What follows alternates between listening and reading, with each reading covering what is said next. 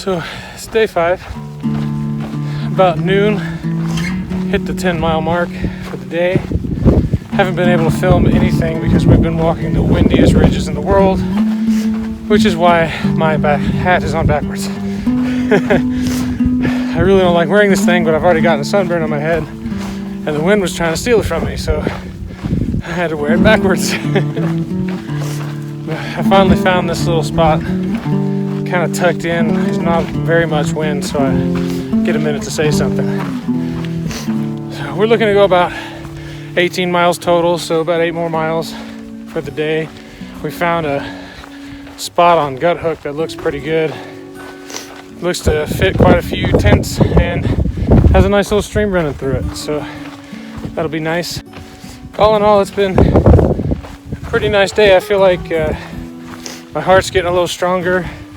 I don't absolutely dread going uphill. Still not easy, of course, but now my legs start to hurt before my heart tells me to stop, so I can tell something's changing. Plan today, once we get to that 18 miles of camp, then we'll be about 13, 14 miles, I think, away from where we hitch a ride into Julian. And I do believe the 3 of us will be taking a 0 day in Julian. None of us really feel like we entirely need it, and we think that that means it's a good time to go ahead and stop. So we'll get some laundry done, get some resupply done, hang out, post a lot of stuff on our phones, I'm sure, and then just relax for the afternoon before heading out to wherever we decide to go from there. So I stopped here at this little stream. It's a little bit quieter from the wind. Forgot to mention earlier, fun fact for the day, we crossed mile 50 today. Also, not only did we cross mile 50, we crossed my personal best in one single backpacking trip of 53 miles. I think I'm sitting somewhere around 57 miles right now. Now, I did that original 53 miles in 3 days, but that was in Texas, where it's really flat. So this is day 5, 57 miles so far out here. I feel pretty good about it.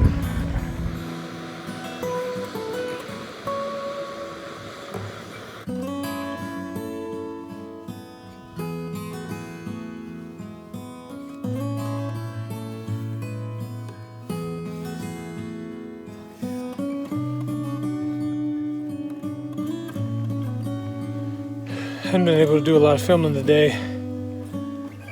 Headed into Scissors Crossing to try to get a hitch into Julian. It's been some of those really, really narrow trails where it's kind of fall to your death and loose rocks kind of situation. So I figured I'd keep my eyes on the road today. Trail thought I was doing too good. I was at mile 6.5 at 9:45. Only going 13 something today.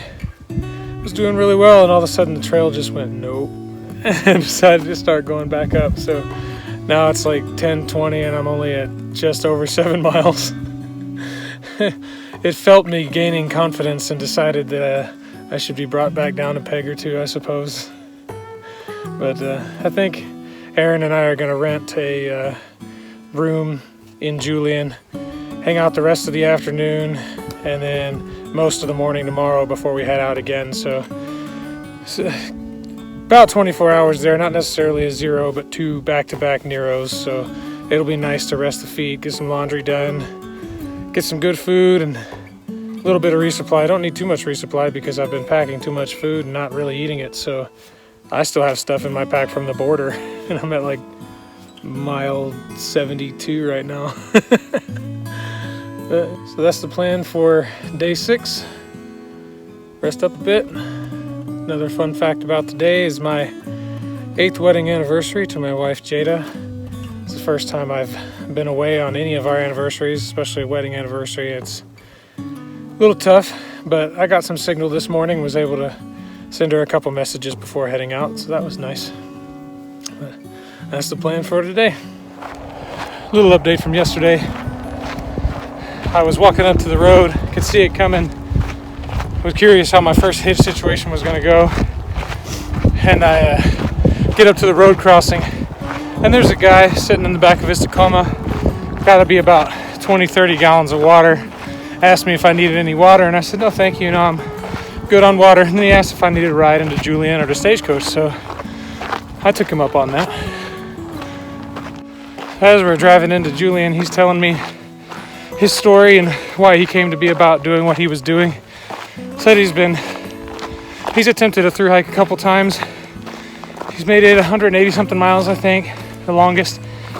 And as he's telling this story, I'm thinking, I really feel like I've heard this story before, and this man looks quite familiar. So I asked him if he's been doing the trail magic stuff for a while. He said, yeah, a couple years. He makes chili dogs and then breakfast burritos for the hikers around here. And I said, you know what? Were you interviewed by Darwin for his channel last year? And he said, yeah, I was. That was just right around the corner from here. And I was like, oh, that's pretty cool. So I recognized my first trail angel from a YouTube video. And that was pretty neat. So we got into Julian. I didn't get a chance to interview the man. He was double parked, and he said, hey, what is? It's just a ticket. It's just money, right? I'll make more tomorrow. But I didn't want to be the reason the man got a ticket. He just gave me a ride 15 miles into Julian. So I said goodbye, met up with the rest of the group. We went to Julian Brewing Company, I think. I had a slice of pizza, they drank some beer. I had way too much Coke. It was some kind of homemade Coke. It was really good. And then resupplied and went and stayed at Stagecoach for the night. There was a pretty good little group of us hanging around, just talking, having a good time. Spent the whole afternoon there. Got ourselves our first trail shower. The laundry closed and wouldn't be available today, so we washed our laundry in the shower and hung it out on a line I just happened to bring with me, and we had a really good time. It was a good first rest. We all woke up this morning with no hurry to get out. Just finished some laundry, got some breakfast at the store, packed up and headed out about noon. There was a trail angel waiting for us, so we just haven't had to hitchhike yet. We just keep running into people willing to give us rides when we need them, so they're spoiling us. But he was there ready to give us a ride back to the trailhead, and here we are. Walked about a mile up the Scissors Crossing. There's a huge water cache, first one I've gotten to see on the trail. Very thankful to the people who do that. We were doing well since we just left Stagecoach, but we did go ahead and take a bottle each and chug it. Camel up, as they say. It's the first time I've done that. It's not an easy thing to do. At that water cache, there was a bunch of people sitting around under the bridge, all talking about, well, they were having some sort of class. I didn't ask what kind of class, but apparently the kids had asked why this lady thought we would do something like this, so they decided they'd ask us. We all gave our own little opinion, and it was pretty cool to have people so curious about our training for this and why we would do it, and how long it's been since we've been out, how long it's been since we had a shower. It was just a fun conversation to be had.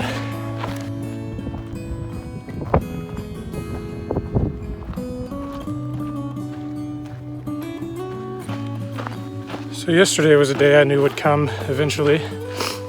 Said goodbye to some friends that I've been hiking with since day one. Justin had to stick back in Stagecoach because he had a package of Julian waiting for him this morning. And Aaron and John and Ryan, John and Ryan caught us up a little bit later, but we've been hiking with them the last couple days too. They decided to push 14 miles yesterday out of Stagecoach when we left at about 12:30. That was a little bit much for me, so I stopped at mile 10. I think they went somewhere about mile 14 where there's a water cache. So our little party has split and changed as they do out here, from what I understand. So this morning I've gotten about 4 or 5 miles in. I'm not really sure. Left camp about 7:30, and I am moving along solo for a bit. Looking to hit the 100-mile mark today and roll into Warner Springs tomorrow and take a Nero, if you will, just to get a little bit of rest. So So as it turns out, Ryan was actually camping in the same canyon that I was last night. He was just on the other side. He said he saw me come down the hill, but then didn't know where I went. I didn't see him over there at all. I caught up to him at mile 5 at the water cache, which was an absolutely amazing water cache. Those people are insane. I couldn't even tell you how many hundreds of gallons of water that they have there. It's just absolutely incredible, because if it weren't for that water cache, I think it's 20 miles from Scissors Flats to the next water source. And in the desert heat, this would be absolutely ridiculous, which I'm sure people do it every single year, but those people have made it that much easier for us to get out here and do this. So thank you to whoever it was that put that there. I saw a name on the donation jar, but I can't remember what it was. It was some Water Angels or something. I can't really remember, but thank you for that. That is absolutely incredible. Now, that being said, Ryan is much faster than me up these hills, so I don't even know where he is. He's probably a good mile ahead of me right now. These climbs are still pretty difficult for me, so I'm sitting here taking a break in the little bit of shade and breeze I could find, and watching the people on the road below me go by to go wherever they are going. They look like little ants on the road down there. Check it out.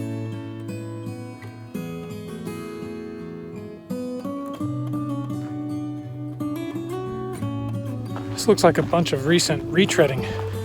Bravo, PCTA. Very nice. We finished out a long and trying day with some absolutely incredible trail magic provided by Scott, his wife, and longtime friends, who brought out a bunch of sandwich making stuff, a bunch of chips, drinks, cookies, fresh fruit, anything you could possibly want. And it was just an amazing way to finish up a very long and strenuous first 100 miles of the PCT.